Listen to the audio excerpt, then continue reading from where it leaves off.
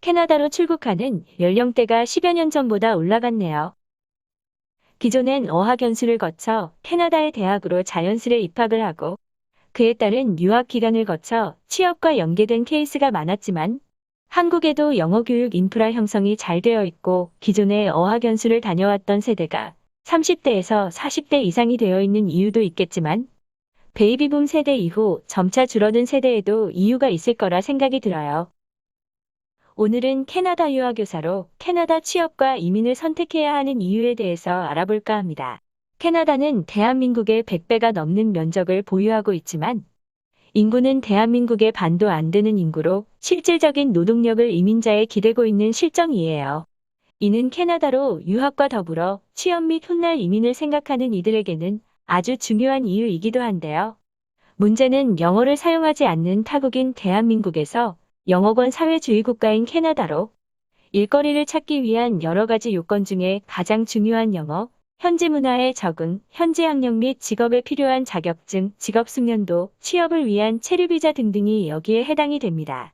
이를 만들기 위한 시간도 자금도 필요한데 한국에서 영어 실력이 이미 완성이 되어 있고 나이도 어리고 학력도 있고 해외에서의 경험도 있으면 더 좋고 이러면 캐나다에서의 빠른 자격증 취득 및 취업이 가능하여 이민이 빠르겠죠.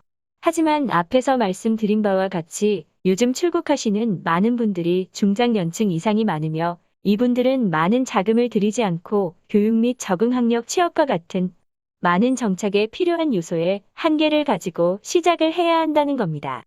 보통 캐나다로 이민을 하기 위한 요소로는 다음과 같은 4가지 항목을 대표적으로 들 수 있는데요. 첫 번째 학력, 두 번째 영어, 세 번째 취업처, 네 번째 경력. 코로나에 참걸로 많은 경제의 변동이 있었으며 캐나다 역시 그에 따른 산업군의 인력 감소가 있었습니다. 대표적인 직업군은 서비스 관광, 항공 외식 미용 직군입니다. 하지만 오히려 취업에 대한 부족 직업이 있었으니 바로 유아교사입니다. 이미 자격을 획득하여 일하고 있는 많은 외국인 노동자들이 떠난 빈자리도 문제였지만 현지에서의 대부분 미취학 자녀를 두고 맞벌이로 활동하고 있는 인구의 대다수가 이민자 혹은 이민 도전자 워커이며 이들의 자녀를 돌보기 위한 유아교사는 지금까지도 부족하며 앞으로도 부족할 것이라는 전망입니다. 2023년까지 최대 42만 1000명까지 이민자를 늘리기로 한 캐나다. 특히 코로나 이후 이민자 모집 미달 사태로 인한 이민 점수의 하락으로 앞으로의 취업 이민은 당분간 수월할 것으로 보입니다. 다만 정상적인 경제활동이 재개되고 캐나다로 유입하는 인구가 많아질수록 다시 정상화될 수 있는 이민 점수를 감안하면 되도록 빠른 기간 안에 캐나다로의 출국을 서두르는 것이 바람직하다고 할 수 있습니다. 여기서 중요한 점은 한국에서의 전공자의 경우 학점 인증을 받아 캐나다로의 취업이 가능하냐는 것인데 많지 않는 케이스가 그러한 방법으로 캐나다의 외지로 출국하여 취업한 케이스도 있기는 합니다. 하지만 확률적으로 높지 않으며 앞에서도 말씀드린 영어 수준, 현지 학력, 문화의 적응, 특히나 캐나다 현지의 국적이 다른 아이들을 가르치고 현지 학부형과의 교류 및 함께 근무하는 외국인들과의 소통이나 법규 등을 모르면 직장 내에서의 어려움도 있을 뿐더러 해고를 당하면 바로 귀국을 해야 하니 이는 크나큰 손해가 아닐까 싶습니다. 공립대학을 가서 졸업을 하면 워킹 비자를 받아 취업을 하는 방법도 있습니다. 물론 워킹 비자를 받아 취업을 하면 체류 기간을 늘릴 수 있다는 점에서는 좋을 수 있겠지만 문제는 입학을 위해선 높은 영어 점수가 필요하며 공립의 경우 학점을 획득하기가 어렵습니다. 학점을 획득하지 못하면 유급을 당하는 것은 캐나다에서 외국인 신분으로 때에 맞추어 정상적인 졸업을 한다는 건 생각보다 어렵습니다. 공립대학을 위한 어학 준비 과정, 그리고 최소 2년제 대학 졸업까지 제때 못하게 되면 3에서 4년은 기본으로 학비와 생활비가 들어간다고 볼 수 있습니다. 그러면 졸업 후 받는 비자까지 들어간 자금 및 시간 동안 나이가 들어가며 이민 점수는 내려갑니다. 결국 나이가 적은 20대 초반이 아니라면 시간과 돈을 버리며 공립대학을 굳이 선택할 필요는 없다는 이야기입니다.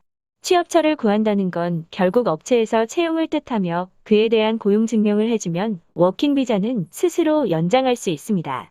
유아교사 특히 서부 밴쿠버에서의 LMIA 고용증명은 어렵지가 않습니다. 나이가 30대 이후라면 캐나다의 사립대학을 추천해드립니다. 우선 공립보다 입학이 쉽습니다. 자체 학교의 시험으로 유아교사의 정도에 맞는 입학 시험 문제가 출제됩니다. 방학이 없는 빠른 기간 안에 라이센스를 획득할 수 있으며 학교를 다니며 오전에는 학과 공부, 오후에는 보조교사로 취업할 수 있는 워킹 비자와 기회가 주어지게 됩니다. 보조교사로의 채용은 곧 졸업 후 정식 교사로의 고용 약속이라고 생각하시면 됩니다. 서부 밴쿠버의 경우 좋은 영상권의 기후와 동양인이 거주하기 좋은 여건으로 세계적으로 인구가 대표적으로 많은 인종들이 거주하는 곳이기도 합니다.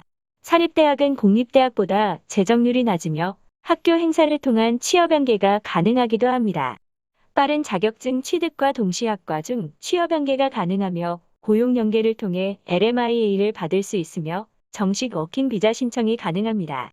시간을 아끼고 실력을 인정받아 취업과 이민을 원한다면 굳이 공립대학을 선호할 필요는 없으며 꼭 공립대학을 가야 할 케이스는 지정되어 있습니다.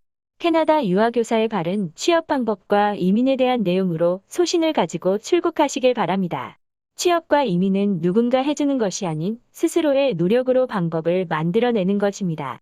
정해진 시간과 자금으로 준비를 해야 하는 케이스라면 좀 더 구체적인 방법이 필요합니다. 캐나다 유아교사로 취업과 이민을 원하시는 분들 모두 힘내시고 철저히 준비하시길 바랍니다.